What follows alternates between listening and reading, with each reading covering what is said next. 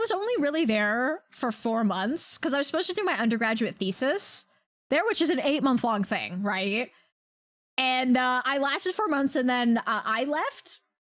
I got the boot, and I wanted to leave. It was like twofold, right? I knew I was not going to last in there. She was such a bad supervisor, and I didn't want to work with mice. I was not good at working with mice. I hated it. So I got through all of my training, but there's a really big difference between training on how to do stuff with mice and then like actually doing stuff with like the PhD students and whatever.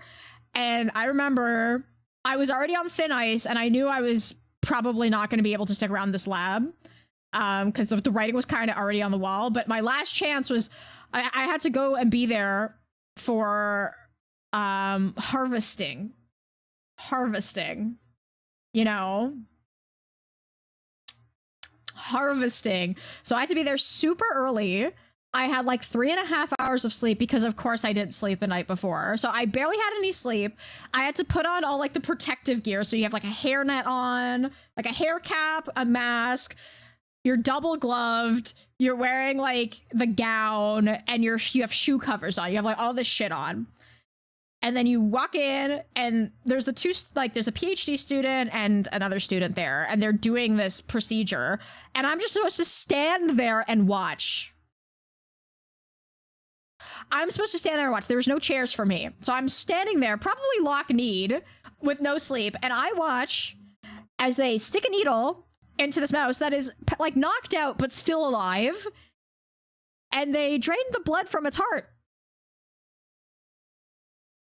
There's a peripheral blood.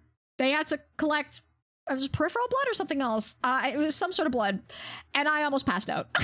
Like I had to leave the room. I got like, you know that feeling where you're gonna pass out? I'm like, I need to leave. And I walk outside, I take all my fucking shit off, and I'm like squatted outside, like, you know, back against the wall, like heavy breathing. I remember some woman in the animal facility was like, are you okay? And I'm like, I'm fine. And I tried going back in, I almost passed out again. I'm like, I can't do this. I can't do this. Nope. Mm-mm. And so that therein ended my experience in that lab.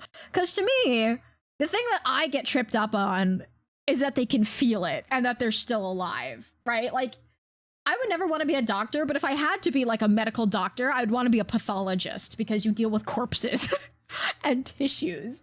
You know what I mean? Like, I don't want to work with live things. I don't want to hurt anything. I'm afraid of hurting things. Yeah.